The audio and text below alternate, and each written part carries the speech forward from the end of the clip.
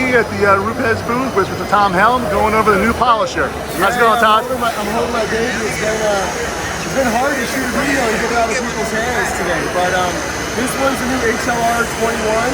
It also comes with HLR 15. And we have Hector over here who's causing trouble.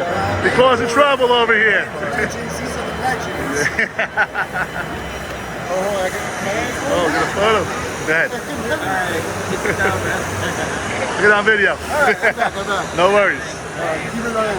Yep, I can edit. New HLR 21, and we also have on the new Azure pad, which honestly, this pad's amazing. It's not getting maybe the hype it deserves. Just to give you an example, I'll wipe off the spot and have a capture it. But this is a new cutting pad that can remove up to 3,000 bit marks, and that's the finish it's leaving on soft black paint. So I don't know if you can capture that. There's a little light haze, but it's really, really good. So, anyways, back to the tool. That's what everybody's kind of hyped about. There's two new platforms, the HLR 15, the HLR 21. That's what you guys already know and love. The 21 is a 21mm orbit, uses a 6-inch backing plate with a 6 to 7-inch flared pad. The 15 uses a 5-inch backing plate with a 5 to 6-inch pad. So that's kind of where the similarities end. The only parts on this tool that share anything in common with the Mark III is the dial and the trigger. And that was done on purpose, so when people grab it, they know that they're grabbing a Bigfoot polisher. However, every single part and component of this tool is brand new from the ground up. And that was done for a reason. We're not unaware that we're a little bit late to the full-size tool battery game. But that was done for a reason. Because it would have been really easy. In fact, it was easy to slap a heavy battery on the back of an existing platform, turn the power down so your battery lasts, but now you're just kind of using a Band-Aid polisher. What we did is redesign Bigfoot from the ground up. So, starting with the eccentric set, which is lighter and requires less energy to drive, the vacuum plate, which is lighter and it brings the pad down so your center of gravity is lower. The gear set is it's a polymer, we call it polyfiber, but it's a mix of 3 different materials that we've been working on for like 4 years, which is more durable than the metal gear set it replaces, but it lightens the friction and the load inside the tool. So all of this requires less energy to drive. What that means is we don't need a big heavy battery on the back. So what's really cool about the HLR platform, the hybrid platform compared to the LHR, the Mark III and Mark II and ES models, is this is actually lighter and significantly more powerful. Brand new brushless motor, so it delivers more torque, it's easier to use, it's actually better balanced, and it's significantly quieter.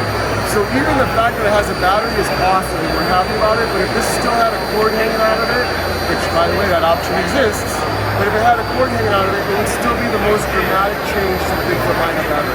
And the 15 and 21, the 21 is more cut or about the same cut really because of the bigger orbit? Well, so technically anytime I make an orbit larger and I keep the RPM the same, I'm moving the pad further, which means I'm moving it faster, so you get more cut. Okay. So, but the 15 spins a little faster.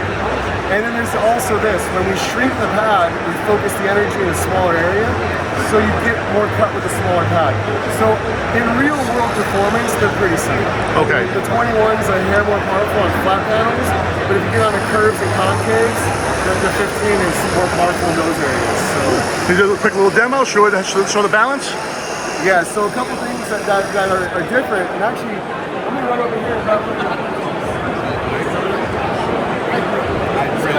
demo, it's not something you really think about. I'm holding them in my hands, so obviously it doesn't translate great to a video, but they weigh about the same. However, this feels a lot lighter, and it is a little bit lighter. But the difference is where the weight is. Because there's a battery here and all of this has been lightened, the center of balance on this tool is now my grip. Okay. See, I'm literally holding it in the grip and it's balanced. Yes. If I held this on the grip, it tilts forward. Oh, interesting. So the center of gravity on this one is actually closer to the head. Nothing wrong with either design, but the reality is if you have to use this tool one-handed, it's front heavy and you feel it. Right. Or if you're using a lot of vertical or surfaces where you're kind of inverted a little bit. With this tool, because the weight is better balanced and most of it's on your pistol hand and not on the polishing head, it actually feels a lot lighter and user fatigue has been greatly reduced. And what's the real world runtime on the battery, roughly? No, advertised runtime is 40 minutes continuous Okay. under moderate load.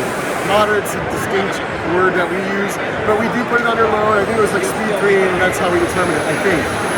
If you put it on speed 6 and hammer down, it's going to be less than that. But in normal operation, you don't run it continuous. You stop, you add more product, you wipe off the polish. So because of those things, what we see is about an hour to an hour and 15 minutes Okay. in most situations. If you're cutting, it's a little bit less. If you're finishing, it's a little bit more. Now this feels like it's stronger. When I was pushing down, putting some pressure on it, it feels like it's a stronger motor. It wasn't stalling at all. The rotation was great. No. Yeah, well, rotation's not completely linked to motor torque because it's a free spinning bearing. But yes, modifications have been made to the tool to allow for a little bit more rotation. And what speed do you recommend using it if you're doing a good cutting job? If I'm doing polishing, I'm around 3. Okay. If I'm cutting, I might be 3.5, maybe 4. Okay. Every time I'm going above that, so I'm getting into like a concave, and I might go up to 5. Okay. The only downside of that is when you go up that high, you're putting a little more heat in the pad. You like a short pad life, so when you come out of the curve, you get it back down to 3 or 4. This is a friendlier speed for the tool and the components. Awesome. Thank you so much. Yeah, my pleasure, guys. Thanks.